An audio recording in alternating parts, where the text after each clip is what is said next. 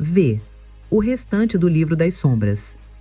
Nós até agora apresentamos neste livro e, em 8 Sabás para Feiticeiras, as partes ritualísticas do Livro das Sombras de Gerald Gardner, texto B, e da versão definitiva tal como compilado por Gardner e Doreen Valiente, juntos. Quando possível e grandemente auxiliados pelo conhecimento de Doreen, nós apresentamos as fontes deste material. Mas há também muito material não ritualístico no Livro das Sombras, e alguns destes têm sofrido o mesmo destino que os rituais de serem mal citados, distorcidos e plagiados.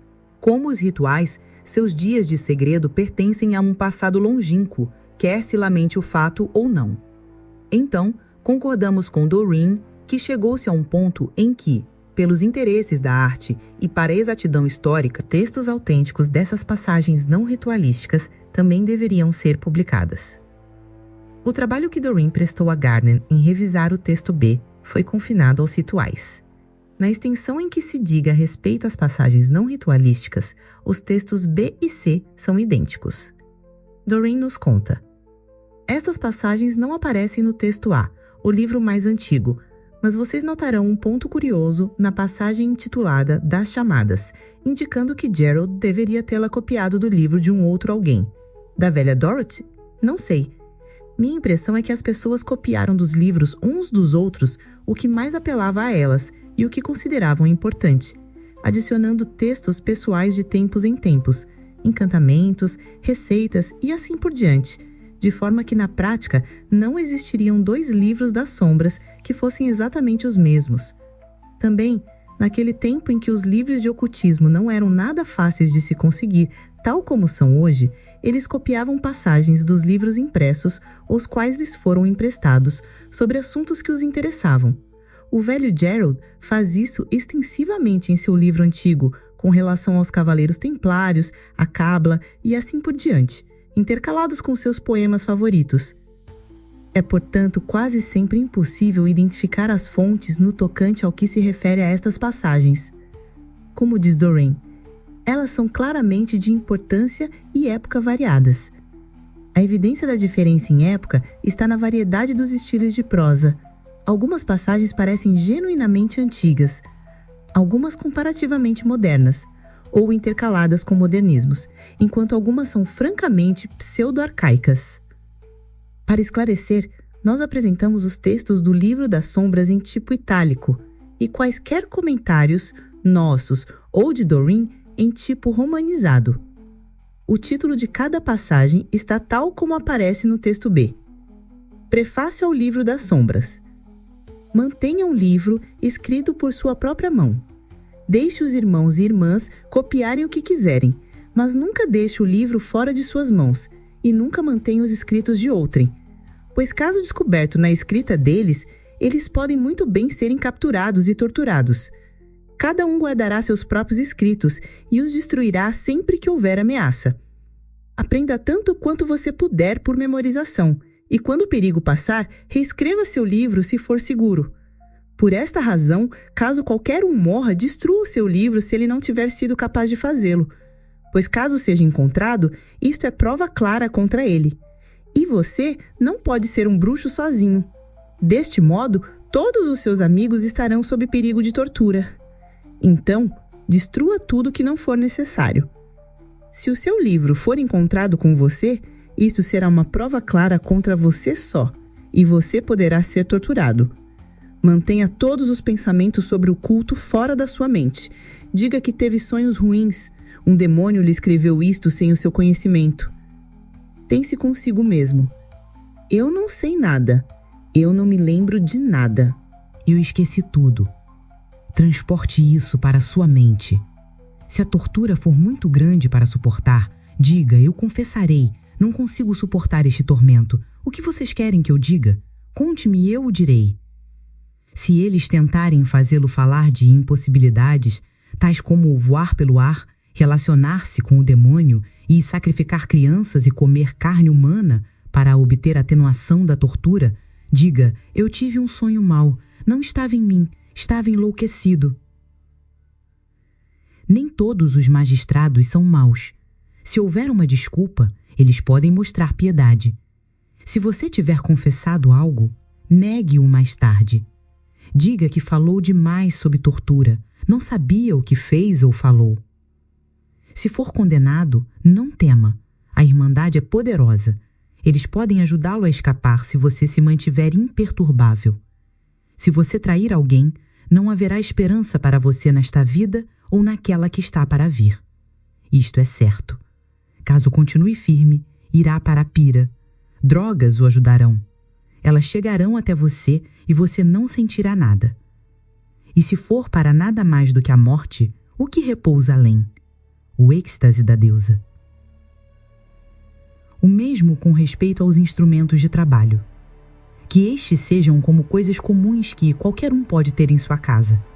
Que os pantáculos sejam de cera, de forma que possam ser derretidos ou quebrados de uma vez. Não tenha espadas, a menos que sua posição social lhe permita possuir uma, e não mantenha nomes nem sinais sobre nada. Escreva os nomes e sinais com tinta antes de consagrá-los e remova-os imediatamente após.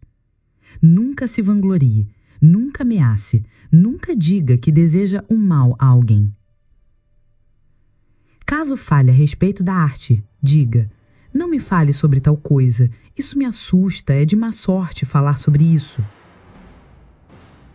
Comentário de Doreen: eu considero isto como sendo de autenticidade duvidosa, porque fala de ir para a pira, enquanto que em Inglaterra, após a reforma, as bruxas não iam para a pira, a não ser que tivessem sido julgadas culpadas de assassinar seus esposos, o que era considerado traição insignificante.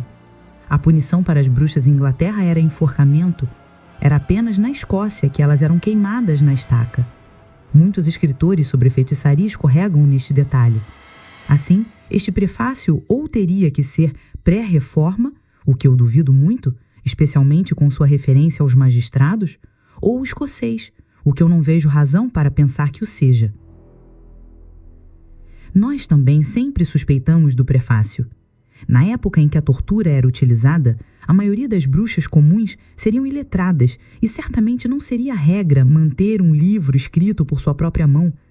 E mesmo que todas elas tivessem sido letradas, aprender a arte ainda teria sido um processo de boca a boca por razões de segurança.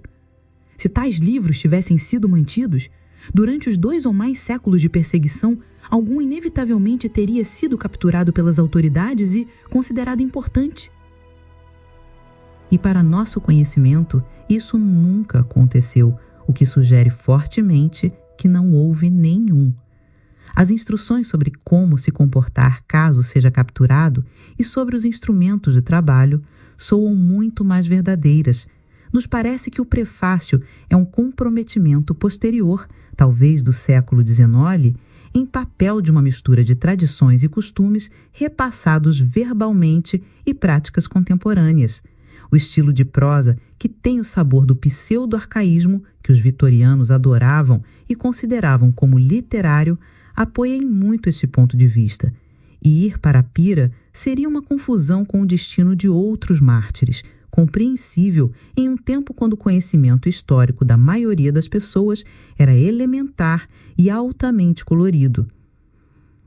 Os modos de fazer magia. Disse que o sinal, vide livro, sobre o atame, é para representar, entre outras coisas, todos os 8 caminhos que levam ao centro e os 8 modos de fazer magia. E estes são: 1. Meditação ou concentração. 2. Cânticos, encantamentos, invocações, invocar a deusa, etc. 3. Projeção do corpo astral ou transe. 4. Incenso, drogas, vinho, qualquer poção que auxilie a liberar o espírito. 5. Dança. 6. Controle do sangue, uso das cordas. 7. O chicote. 8. O grande rito. Você pode combinar muitos desses modos para produzir mais poder. Para praticar a arte com sucesso, você necessita das 5 coisas seguintes: intenção, Você deve ter a vontade absoluta para ser bem-sucedido, a crença firme de que pode consegui-lo e a determinação de vencer, avançando através de todos os obstáculos. Preparação. Você precisa estar devidamente preparado. Invocação. Os poderosos devem ser invocados. Consagração. O círculo deve estar corretamente lançado e consagrado, e você deve possuir instrumentos devidamente consagrados. Purificação. Você deve estar purificado. Eis aqui as 5 coisas necessárias antes que você possa começar, e então 8 caminhos ou modos conduzindo ao centro. Por exemplo, você pode combinar 4, 5, 6, 7 e 8 juntos em um rito, ou 4, 6 e 7 junto com 1 e 2, ou talvez com 3. Quanto mais modos você puder combinar, mais poder você produzirá. Não é satisfatório fazer oferendas de menos de 2 chicotadas à deusa, pois aqui existe um mistério. Os números afortunados são 3, 7, 9 e 3 vezes 7, que resulta em 21. E esses números totalizam contagem de 2, o que um número menos perfeito ou afortunado não seria uma prece perfeita. Também que a quíntupla saudação seja 5, embora sejam 8 beijos, pois existem 2 pés, 2 joelhos e 2 seios. E 5 vezes 8 seja a contagem de 2. Também existem 8 instrumentos de trabalho, e que o pantáculo seja 5, e 5 oitos são contagem de 2. Nota: 8 mais 5 igual a 13. 8 multiplicado por 5 igual a 40. Não resta dúvida de que desde tempos imemoriais, tanto drogas quanto chicote têm sido usados, ao menos sob condições cuidadosamente controladas e com conhecimento, para liberar o espírito, isto é, para expandir a consciência. Nas atuais circunstâncias, nós somos completamente contrários ao uso de drogas na arte, de qualquer forma. Pois nossos argumentos sobre isso, veja páginas 139 e 40. Sobre o uso controlado do chicote, existem opiniões divididas. Para nós próprios, nós o usamos apenas simbolicamente, mas aquilo é uma opção pessoal. O açoitamento é tratado por completo na passagem Para obter a visão, nas páginas 58 a 9, abaixo, e nós adicionamos a estas os comentários de Doreen sobre seu uso construtivo. O parágrafo sobre números afortunados é interessante e vale a pena estudar. Assim, o fato é que ele está em um estilo de prosa um tanto diferente e aparentemente mais antigo do que os parágrafos precedentes. Poder. O poder está latente no corpo e pode ser exteriorizado e utilizado em vários modos pelos mais experientes. Porém, a menos que esteja confinado em um círculo, este será rapidamente dissipado. Eis aqui a importância de um círculo adequadamente construído. O poder parece transpirar do corpo através da pele e possivelmente pelos orifícios do corpo. Eis aonde você deve estar devidamente preparado. A menor sujeira estraga tudo, o que demonstra a importância da limpeza completa. O que se passa na mente tem grande efeito, assim opere apenas com o espírito de reverência. Um pouco de vinho tomado e repetido durante a cerimônia, se necessário, auxilia a gerar poder. Outras bebidas fortes ou drogas podem ser usadas, mas é necessário ser muito moderado, pois se você estiver confuso, mesmo levemente, você não poderá controlar o poder que você evoca.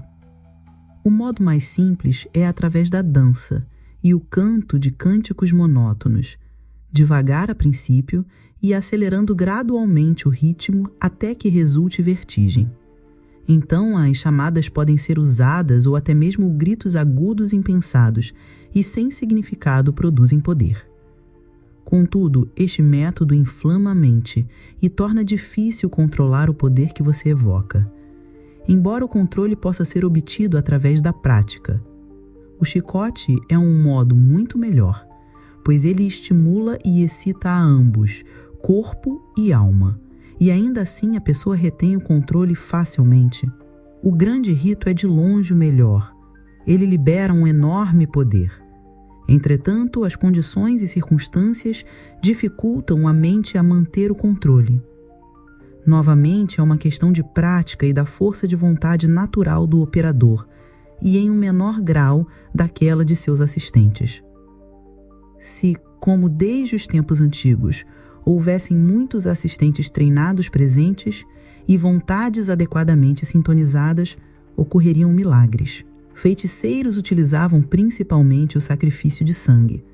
E embora consideremos isto como sendo mal, não podemos negar que este método é muito eficiente.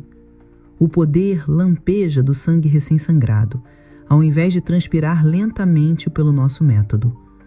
O terror e a angústia da vítima adicionam intensidade, e mesmo um pequeno animal pode gerar grande poder. A grande dificuldade está na mente humana em controlar o poder da mente do animal menor. Mas os feiticeiros argumentam que eles têm métodos para efetuar isto e que a dificuldade desaparece quanto maior for o animal usado, e quando a vítima é humana, ela desaparece completamente. A prática é uma abominação, mas ela é assim. Os sacerdotes sabem isto bem, e através de seus auto-da-fés, com a dor e terror da vítima, os fogos agindo muito da mesma forma que círculos, obtinham enorme poder. Desde há tempos os flagelantes certamente evocaram poder, porém ao não estarem confinados a um círculo, a maior parte era perdida. A quantia de poder gerado era tão grande e contínua que qualquer um com conhecimento poderia direcioná-lo e usá-lo, e é muito provável que os sacrifícios clássicos e pagãos eram usados do mesmo modo. Existem rumores de que quando a vítima humana era um sacrifício voluntário, com sua mente direcionada para a grande obra e com assistentes altamente experientes, aconteciam maravilhas, mas sobre isto eu não falaria. Esta passagem tem todas as características de uma fala ditada ou de um ensaio individual anotado. Velha Dorothy de novo? O eu, na última sentença isolada, indica isto. Tudo está em moderna fraseologia, século XIX ao início do século XX, diríamos. E isto nos ocorre como trabalho de um cérebro perspicaz. Ele começa com conselhos úteis e práticos sobre os métodos Wicca de gerar poder e prossegue para uma análise sagaz da abominação dos sacrifícios de sangue dos feiticeiros e das fogueiras da Inquisição e do desperdício dos métodos dos flagelantes cristãos. Os comentários sobre o grande rito, com o seu operador masculino e assistentes treinados, parecem mais em sintonia com a antiga magia sexual em público, tal como aquela realizada por um sumo sacerdote com uma virgem do templo escolhida no festival anual de Opets em Tebas, no Antigo Egito. A moderna magia sexual pede por uma polaridade masculina e feminina equilibrada e é conduzida pelo casal em privacidade. Vide página 172 na seção 15, Feitiçaria e Sexo. Tal privacidade também foi observada no Coven de Gardner, nos conta Doreen. As observações sobre os efeitos de contenção e amplificação do círculo mágico enfatizam a ideia que fizemos disto na página 46. A sugestão de que o fogo de um alto da fé tinha esse mesmo efeito de contenção é interessante. Devidamente preparado. Despido, mas sandálias podem calçar-se. Para a iniciação, amarre as mãos atrás das costas, puxadas para a parte baixa das costas, e a amarração termina na frente da garganta, deixando um laço para se conduzir pendurado à frente. As armas, portanto, formam um triângulo nas costas. Quando o iniciado estiver ajoelhado no altar, o laço é amarrado a um sino no altar. Uma corda curta é amarrada como uma liga na perna esquerda do iniciado, acima do joelho. Com as pontas dobradas para dentro, como para ficar fora do caminho enquanto se movimentarem, estas cordas são usadas para amarrar os pés juntos, enquanto o iniciado está se ajoelhando no altar, e devem ser longas o suficiente para fazer isto firmemente. Os joelhos devem também ser firmemente atados. Isto deve ser feito cuidadosamente. Se o aspirante se queixar de dor, as amarras devem ser levemente afrouxadas. Lembre-se sempre que o objetivo é retardar o fluxo sanguíneo o suficiente para induzir a um estado de transe. Isso envolve um leve desconforto, mas grande desconforto impede o estado de transe.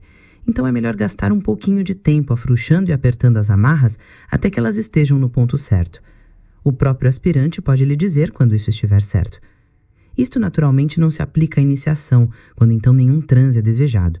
Mas para o propósito do ritual, é bom que os iniciados sejam amarrados firme o suficiente para sentir que eles estão absolutamente desamparados, mas sem desconforto. A medida, no primeiro grau, é tomada assim: altura, em volta do pescoço, cruzando o coração e cruzando os genitais. Um antigo costume é que se alguém fosse acusado de trair os segredos, suas medidas seriam enterradas à meia-noite em um lugar pantanoso, com maldições de que, enquanto as medidas vão se decompondo, assim também ele vai se decompor. Estas instruções sobre amarração serão percebidas como se referindo a duas coisas diferentes: a amarração de um iniciado, onde o único propósito é uma devida sensação de desamparo, e a amarração para restringir o fluxo sanguíneo a fim de ajudar a uma condição de transe. Como o texto enfatiza, a segunda coisa deve ser feita muito cuidadosamente. A menos que as instruções sejam seguidas meticulosamente, isso pode ser perigoso. Sobre tomar a medida, Doreen nos conta que a prática de Gardner era medir ao redor da testa, não ao redor do pescoço. Vide página 18. Hoje, quando a segurança não é mais um caso de vida ou morte, a medida é mantida como um símbolo de lealdade ao coven, não como uma ameaça. A dança do encontro. A donzela deve conduzir. Um homem deve colocar ambas as mãos na sua cintura, de pé atrás dela, e homens e mulheres alternados fazem o mesmo. A donzela conduzindo e eles dançam seguindo-a. Ela finalmente os conduz em uma espiral horária. Quando o centro for encontrado, e seria melhor que este fosse marcado com uma pedra, ela subitamente se vira e dança de volta, beijando cada homem assim que vai passando por eles. Todos os homens e mulheres se viram igualmente e dançam de volta, homens beijando as garotas e garotas beijando os homens. Todos ao compasso de música. Isto é um jogo alegre, mas deve ser praticado para ser bem feito. Note, o músico deve observar os dançarinos e acelerar ou tornar mais lenta a música conforme for melhor. Para os iniciantes, ela deve ser lenta, ou haverá confusão. Isto é excelente para fazer as pessoas se conhecerem umas às outras em grandes reuniões.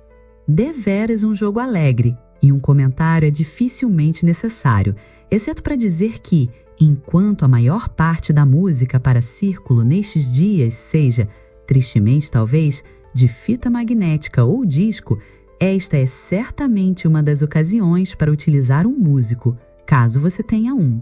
Em nosso coven, temos a sorte de ter 3 membros que podem tocar o bodhran, o tambor de mão irlandês, ideal para esta dança do tipo conga, e 2 violonistas. Tais pessoas não devem ser dispensadas. Sobre as chamadas. Desde há muito tempo, existiram muitos cânticos e canções utilizados especialmente nas danças. Muitas destas têm sido esquecidas por nós aqui, mas sabemos que eles usavam gritos de AU, IAU ou EVO e EEVO. Muito depende da pronúncia caso seja assim. Em minha juventude, quando eu ouvi o grito IAU, isso parecia ser AEEIOU, ou mais ainda, AAAEIOU. Isso pode não ser nada do que um modo de prolongá-lo para adequar o mesmo para uma chamada. Mas isso sugere que estas sejam as iniciais de uma invocação, como AGLA costumava ser. E de verdade, todo o alfabeto hebreu é dito como assim sendo, e por esta razão é recitado como um encantamento muito poderoso. Por fim, é certo que estes gritos durante as danças têm realmente um efeito poderoso, como eu mesmo tenho visto. Outras chamadas são Ieohu e Eheie. Também Ho Ho Ho, Easy Easy Easy. O voou, voou, voou, voou, veourovon ou vovon pode ser um encantamento, mas parece muito ser uma chamada. É como o EVO, EVO dos gregos e o Hivi-Ho dos marinheiros. Emenretan e Abiur, Abius, para as enchamadas, como Horse and Hattok, Horse and Go, Horse and Pilates, Ho Ho Ho, Taut Taut Atut Tut, Throughout and About e Rentum Tormentum são provavelmente tentativas mal pronunciadas de uma fórmula esquecida, embora eles tenham sido inventados por algum infeliz sendo torturado a fim de escapar de revelar a fórmula verdadeira. Doreen nos conta que eu copiei isso textualmente do livro de Gerald, como ele, por sua vez, parece ter copiado, pelo menos a primeira parte, de outro livro de alguém mais, porque Gerald não poderia ter falado no ter sido um bruxo em minha juventude. Tal como a passagem poder, esta sugere uma mente inteligente falando ou escrevendo sobre material herdado e especulando sobre suas fontes e significado. O estilo é moderno, com intrusões pseudo-arcaicas. A última inserida, nós arriscaremos por um copista mais do que pelo escritor ou orador original. O cone de poder. Este era um método antigo. O círculo estava marcado e as pessoas paravam para chicotear os dançarinos. Um fogo ou uma vela estava dentro deste, na direção onde o objeto do rito se supunha estar. Logo, todos dançavam em volta até que achassem que tinham gerado poder suficiente. Se o rito fosse para banir, eles iniciavam o Deosil e terminavam o Widershins, com tantas voltas de cada. Então eles formavam uma linha com as mãos dadas e se precipitavam na direção do fogo, gritando o que eles queriam. Eles prosseguiam assim até que estivessem exaustos ou até que alguém caísse em fraqueza, quando então eles diziam ter enviado o encantamento para seu destino. Doreen comenta: Gerald me contou que este era o modo pelo qual os ritos contra a invasão de Hitler foram conduzidos em New Forest durante a Segunda Guerra Mundial. Ele disse que havia uma tradição de que rituais similares foram conduzidos contra a Armada Espanhola e contra Napoleão. Nós ressaltamos que, embora esta passagem esteja intitulada O Cone de Poder, esta é apenas uma aplicação particular, embora certamente muito poderosa do cone, que é também imaginado como sendo erguido pela runa das feiticeiras e por tais coisas como a corda mágica, páginas 239 e 40, e a magia das mãos unidas, páginas 239 e 40. Da ordalha da arte mágica. A penda sobre o espírito que vai com bardos que não têm honra, pois é o espírito que curva os ombros e não o peso. A armadura é pesada, embora seja um bardo orgulhoso, e um homem se mantém erguido dentro deste. Limitar e constranger quaisquer dos sentidos serve para aumentar a concentração de outro. Fechar os olhos ajuda a audição. Assim, a amarração das mãos do iniciado aumenta a percepção mental, ao passo que o chicote aumenta a visão interior. Então, o iniciado passa por isto orgulhosamente, como uma princesa, sabendo que isto serve para nada mais do que aumentar a sua glória. Mas isto pode ser feito apenas com a ajuda de outra inteligência e dentro de um círculo para evitar que o poder assim gerado fosse perdido. Os sacerdotes tentam fazer o mesmo com os seus açoitamentos e mortificações da carne, mas, faltando o auxílio das amarras e sua atenção sendo distraída por seus próprios açoitamentos e qualquer pequeno poder que eles produzem sendo dissipado, como eles usualmente não trabalham dentro de um círculo, não é de se admirar que eles muitas vezes falhem. Monges e ermitões fazem melhor, pois eles estão aptos a trabalhar em pequenas celas e cavernas, o que de alguma forma funciona como círculos. Os cavaleiros do templo, que costumavam se chicotear uns aos outros dentro de um octógono, fizeram ainda melhor. Mas eles aparentemente desconheciam a virtude das amarras e fizeram mal, homem a homem. Mas talvez alguns realmente sabiam. E sobre a acusação da igreja de que eles usavam faixas ou cordas. Isso nos parece como material genuinamente antigo que foi copiado e recopiado. Note o uso inconsistente do sufixo F no texto original, um erro que poderia facilmente se alongar. As duas últimas sentenças parecem como uma nota de rodapé posterior do copista, talvez do próprio Gardner, uma vez que Doreen diz que ele era bem ilustrado sobre o estudo dos cavaleiros templários. Para conseguir a visão.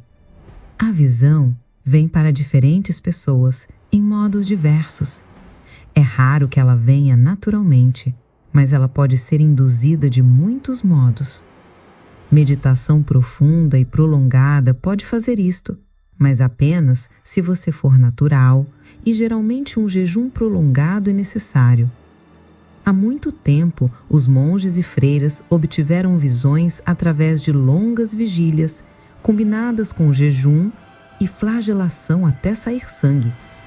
Outras mortificações da carne eram praticadas tais que resultavam em visões. No Oriente, isto é experimentado com várias torturas enquanto sentado em uma posição restrita que retardava o fluxo de sangue.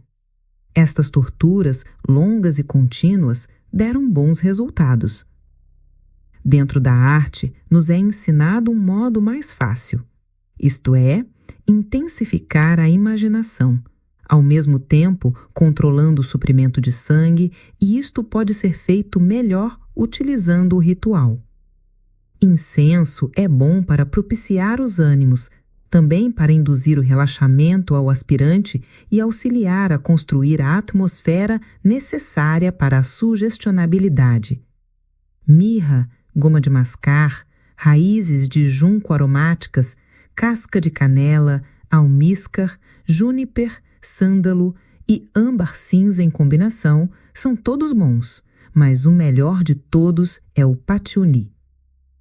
O círculo sendo formado e tudo devidamente preparado, o aspirante deve primeiro atar e trazer seu tutor dentro do círculo, invocar os espíritos apropriados à operação, dançar à volta até a vertigem, no meio tempo invocando e anunciando o objetivo do trabalho. Então ele deve usar o flagelo. Então o tutor deve, por sua vez, atar o aspirante, mas muito de leve, de forma a não causar desconforto, mas o suficiente para retardar o sangue levemente. Novamente eles devem dançar em volta. Então, no altar, o tutor deve usar o flagelo com golpes leves, regulares, vagarosos e monótonos. É muito importante que o pupilo veja os golpes chegando, pois isto tem o efeito de entrega e ajuda grandemente a estimular a imaginação. É importante que os golpes não sejam duros, sendo o objetivo não mais do que trazer o sangue para aquela parte e afastando-o do cérebro. Isto, com a amarração leve, desacelerando a circulação de sangue, e a entrega logo induz a um estupor sonolento. O tutor deve observar isto, e se, tão logo o aspirante fale ou adormeça, o flagelo deve cessar. O tutor também deve observar que o pupilo não fique frio, e se o pupilo se debate ou parece aflito, deve ser despertado de uma vez. Não fique desencorajado caso nenhum resultado surja no primeiro experimento. Os resultados geralmente acontecem depois de 2 ou 3 tentativas. Será percebido que após 2 ou 3 tentativas ou experimentos, os resultados virão, e logo mais rápido. E também, logo muito do ritual poderá ser abreviado, mas nunca esqueça de invocar a deusa ou de formar o círculo.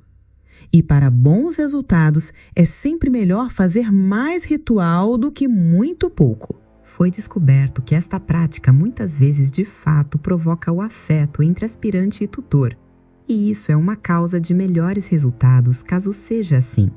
Se por alguma razão não for desejável que haja grande afeto entre aspirante e tutor, isso pode ser facilmente evitado por ambas as partes desde o começo, resolvendo firmemente em suas mentes que se surgir algum afeto, este será aquele entre irmão e irmã, ou pais e filhos.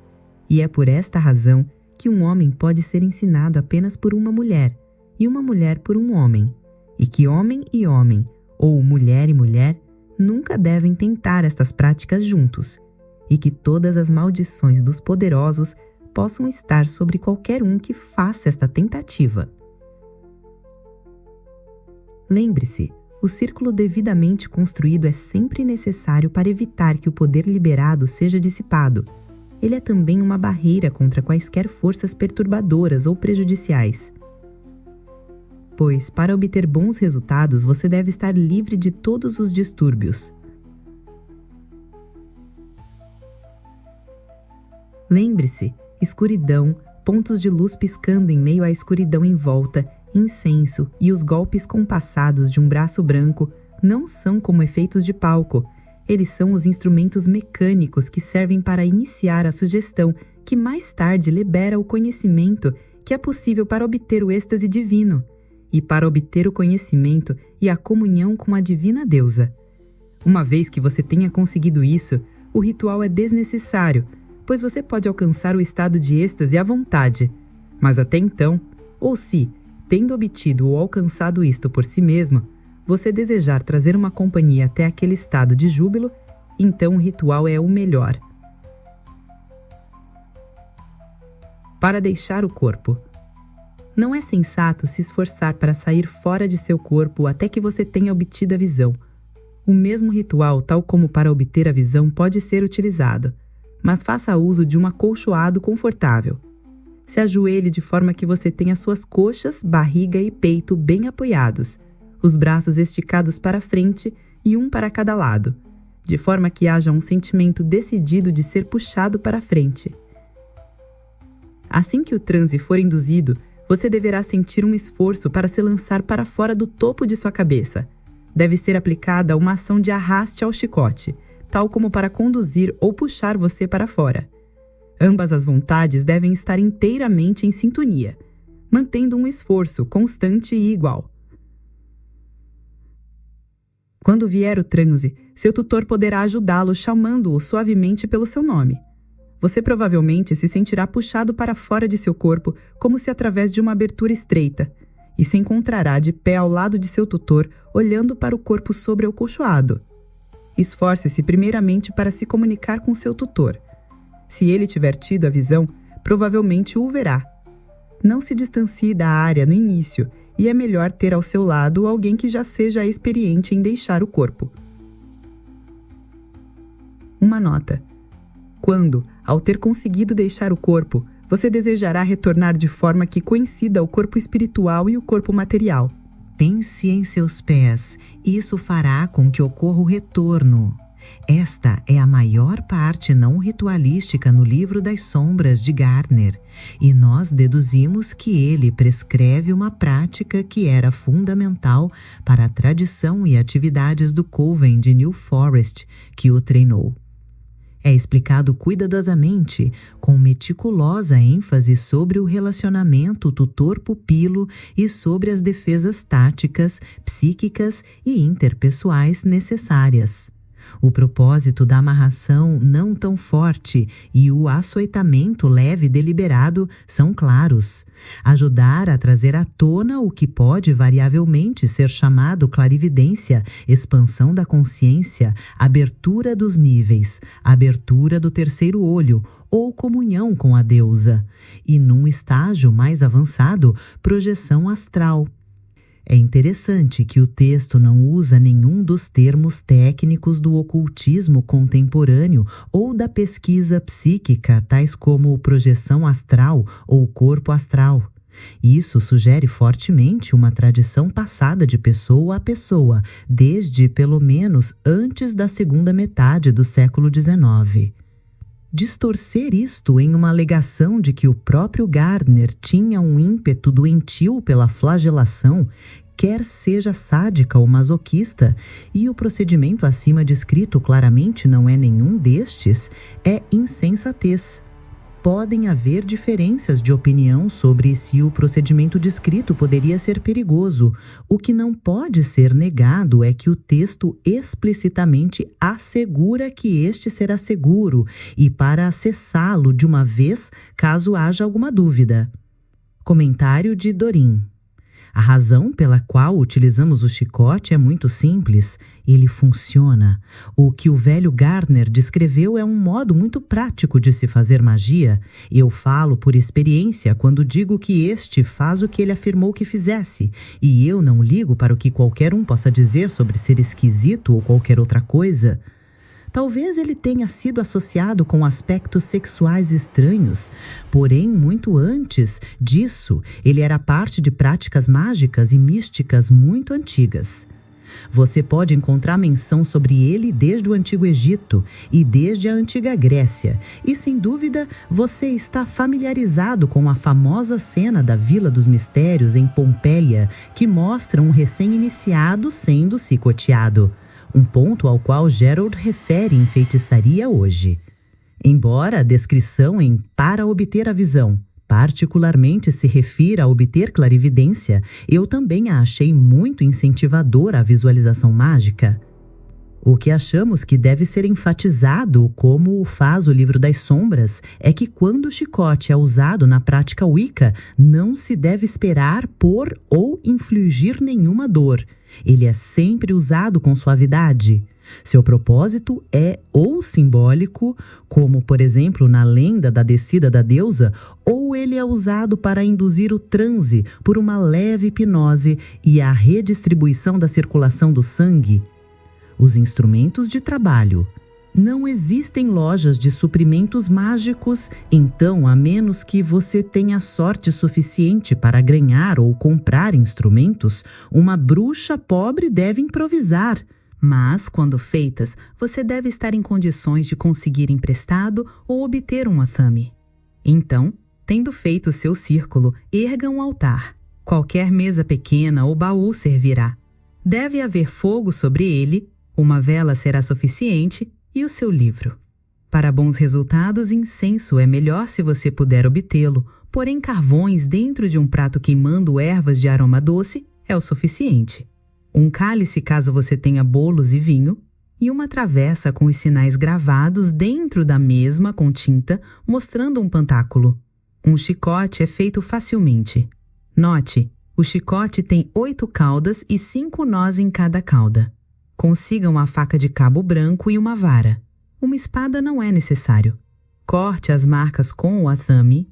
Purifique tudo, então consagre seus instrumentos da forma adequada e esteja sempre devidamente preparado. Mas, lembre-se sempre, as operações mágicas são inúteis a menos que a mente possa ser trazida para a atitude correta, estimulada até o último nível. As afirmações devem ser feitas claramente e a mente deve ser inflamada com desejo. Com este frenesi de vontade, você pode fazer muito com instrumentos simples, tanto quanto com o kit de instrumentos mais completo. Mas bons instrumentos, e especialmente antigos, têm sua própria aura. Eles realmente ajudam a trazer aquele espírito reverencial, o desejo de aprender e desenvolver os seus poderes. Por este motivo, as bruxas sempre tentam obter instrumentos de feiticeiros que, por serem homens experientes, fabricam bons instrumentos e os consagram bem, concedendo a eles um grande poder. Mas os instrumentos de uma grande bruxa também ganham muito poder, e você deve sempre se esforçar em fazer quaisquer instrumentos que venha a fabricar a partir dos melhores materiais que você possa obter, para a finalidade que possam absorver o seu poder o mais facilmente. E, naturalmente, se você puder herdar ou obter os instrumentos de outra bruxa, o poder fluirá a partir destes. A declaração de que não existem lojas de suprimentos mágicos naturalmente não é mais verdadeira, e tem havido outros desenvolvimentos na prática Wicca desde que esta passagem foi escrita. Embora uma espada não seja estritamente necessária, o athame servindo para os mesmos propósitos, a maioria dos covens agora gostam de ter uma. Um símbolo de identidade do coven, em contraste com os athames, que são símbolos de cada identidade de bruxo, em particular. Também, para a maioria dos covens, o copo ou cálice é um dos símbolos mais importantes, representando o princípio feminino e também o elemento da água. e não um mero acessório caso você tenha bolos e vinho, embora a aparente degradação do cálice neste texto tenha sido um ocultamento deliberado, pelas razões que foram expostas a Gardner e as quais nós explicamos na página 258. Mas a parte destes pontos menores, os princípios estabelecidos nessa passagem são tão válidos como nunca. Nós consideramos interessante a implicação de que as bruxas podem ter estado em contato com feiticeiros, significando o que nós hoje poderíamos chamar de magos rituais. Fabricando instrumentos. É uma antiga crença de que as melhores substâncias para fabricar instrumentos são aquelas que uma vez tiveram vida dentro de si em oposição às substâncias artificiais. Então, madeira ou marfim é melhor para uma vara do que metal, que é mais apropriado para espadas ou facas. Papel pergaminho virgem é melhor do que papel manufaturado para talismãs, etc. E coisas que tenham sido feitas à mão são boas, porque existe vida nelas. Não há necessidade de comentário.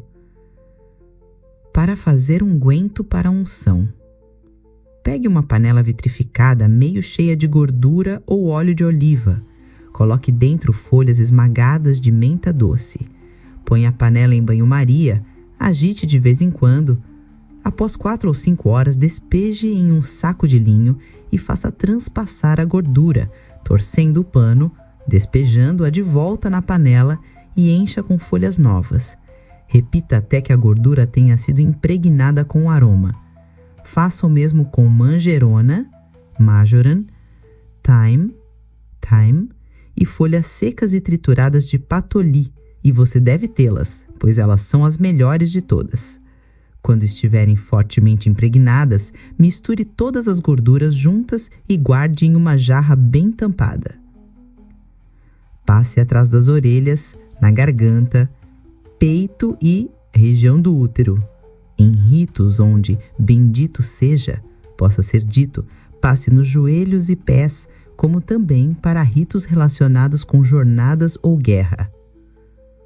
Nosso velho amigo, o pseudo-arcaico copista, esteve novamente em ação aqui. Um par de seus clichês proveridos ressaltam como engano, em texto obviamente moderno. Mas a própria receita vale a pena de ser experimentada e é possivelmente muito mais antiga do que o texto presente. Jornadas ou guerra. O aroma de menta, manjerona, thyme e patoli no metrô de Londres ou na linha frontal do pelotão número 4 não é a ideia de todo sobre magia prática. Mas voltando à seriedade, a elaboração e preparação de ungüentos corporais para adequar as personalidades individuais de bruxas ou a ênfase de ritos particulares é válida de ser buscar, especialmente se vocês tiverem um membro do coven que é dotado em tais coisas. Mas seu uso é melhor confinado ao círculo mágico e, a menos que vocês queiram gastar a metade do seu tempo livre lavando roubes, para a prática vestidos de céu. Várias instruções. Uma nota sobre o ritual do vinho e dos bolos. É dito que nos dias antigos, cerveja clara ou mead foi muitas vezes utilizado em lugar de vinho. É dito que bebidas alcoólicas destiladas ou qualquer coisa, desde que ela tenha vida, isto é, tenha energia. Nós questionamos a moderna adição em parênteses. Tenha vida nos parece significar muito mais seja de origem orgânica. Mead é uma bebida favorita das bruxas e poderia se adequar neste ponto por ser tanto vegetal como animal em sua origem, já que ela é baseada no mel que as abelhas produzem do néctar da flor. Cerveja era a bebida ritual dos antigos egípcios. Todos são irmãos e irmãs por esta razão, que mesmo a suma sacerdotisa deve se submeter ao chicote, quando ela está concedendo a alguém sua iniciação no 2º grau, por exemplo. A única exceção para a regra de que um homem só pode ser iniciado por uma mulher e uma mulher por um homem é a de que uma mãe pode iniciar sua filha e um pai o seu filho, porque eles são partes de si mesmos. Nos ensinaram que as iniciações mãe-filha e pai-filho eram permissíveis em uma emergência. É interessante que o livro das sombras de Gardner não faz tal qualificação.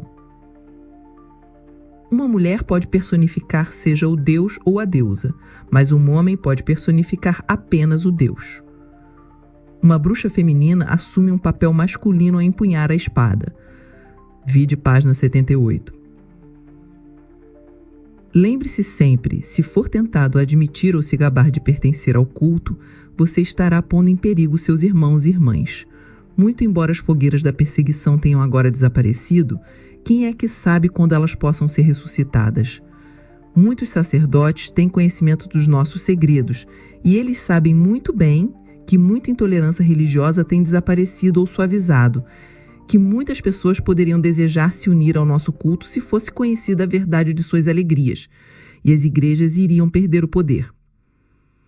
Dessa forma, se nós fizermos muitos recrutas, nós poderemos deflagrar as fogueiras da perseguição contra nós novamente. Assim, guarde sempre os segredos.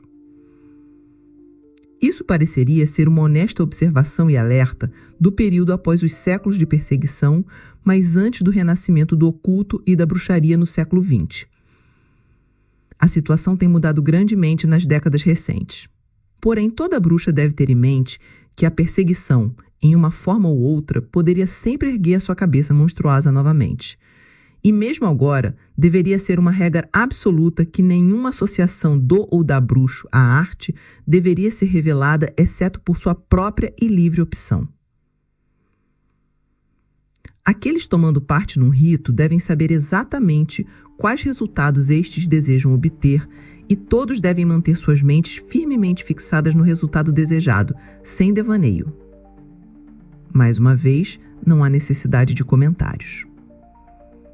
Fazendo o melhor de nós para sermos imparciais, que impressão geral nós obtemos desses textos e, de veras, do livro das sombras como um todo?